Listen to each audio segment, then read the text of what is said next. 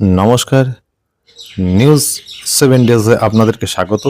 আজকের বিশেষ খবর, মালদহ জেলায় বিচার বিভাগীয় কর্মকর্তাদের ঘেরাও করার ঘটনায় মূল অভিযুক্ত মোফাক্কারুল ইসলামকে বাগডোগরা বিমানবন্দর থেকে গ্রেপ্তার করা হয়েছে। এই ঘটনার তদন্ত ভার এনআইএকে দেওয়া হয়েছে এবং কেন্দ্রীয় দল আজই মালদায় পৌঁছেছেন। আগামীকাল মমতা বন্দ্যোপাধ্যায় রোড শোতে করছেন মালদাতে এবং 3টি জনসভাও করবেন। তিনি দাবি করেছেন এই ঘটনার জন্য বা অশান্তির জন্য বিরোধীরা দায়ী। পশ্চিমবঙ্গ বিধানসভা নির্বাচনের আগে রেকর্ড 2.4 লক্ষ কেন্দ্রীয় বাহিনী মোতায়েন করা হয়েছে। তামিলনাড়ু বিধানসভা নির্বাচনের জন্য বিজেপি 27 জন প্রার্থীর চূড়ান্ত তালিকা প্রকাশ করেছে।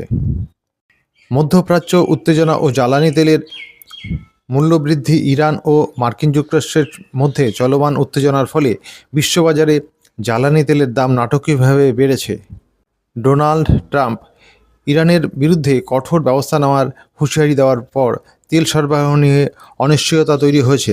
এর প্রভাবে একদিনেই তেলের দাম ব্যারেল প্রতি $11 থেকে $111.54 পৌঁছেছে। রিজার্ভ ব্যাঙ্ক অফ ইন্ডিয়া নতুন নিয়ম ভারতীয় প্রবাসীদের জন্য একটি গুরুত্বপূর্ণ খবর হলো, আরবিআই এখন থেকে আন্তর্জাতিক বিমানবন্দরের ডিপারচার হলে ভারতীয় রুপি বিনিময়ের অনুমতি দিয়েছে। আগে এই সুবিধা কেবল অনাবাসীদের জন্য সীমিত ছিল, যা এখন সাধারণ যাত্রীদের সুবিধার্থে বাড়ানো হয়েছে। রাশিয়ার প্রধানমন্ত্রী ভারতে এসে প্রধানমন্ত্রী মোদির সঙ্গে বৈঠক করেছেন, যেখানে দুই দেশের কৌশলগত সম্পর্ক আরও দৃঢ় করার আলোচনা করেছেন। বাংলাদেশ সংবাদ, পবিত্র রমজান মাস চলায় নিত্য প্রয়োজনীয় পণ্যের দাম নিয়ন্ত্রণ রাখতে ঢাকা সহ সারা দেশে সরকারি পর্যায়ে তদারকি জোরদার করা হয়েছে। চিনি, ছোলা এবং তেলের সরবরাহ স্বাভাবিক রাখতে বিশেষ নজর দেওয়া হয়েছে।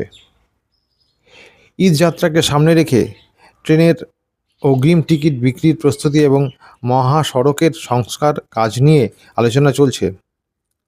আবহাওয়া, দেশের বিভিন্ন অঞ্চলের উপর দিয়ে মৃদু তাপদাহ বয়ে যেতে পারে। বিশেষ করে রাজশাহী, খুলনা, ঢাকা বিভাগে গরম পড়ার সম্ভাবনা রয়েছে, তবে কিছু জায়গায় বিকেলের দিকে কালবৈশাখী ঝড়ের পূর্বাভাসও দেখা দিতে পারে।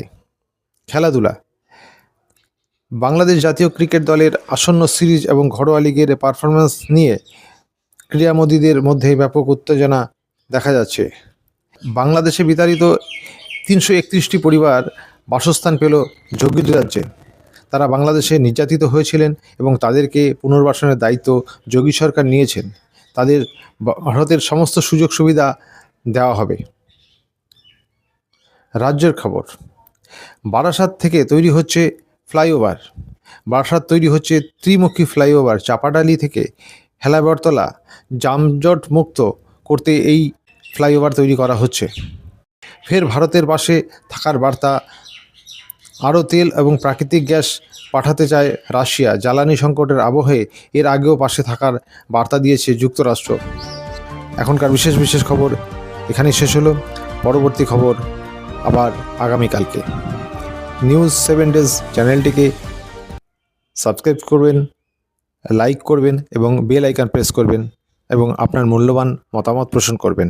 ধন্যবাদ।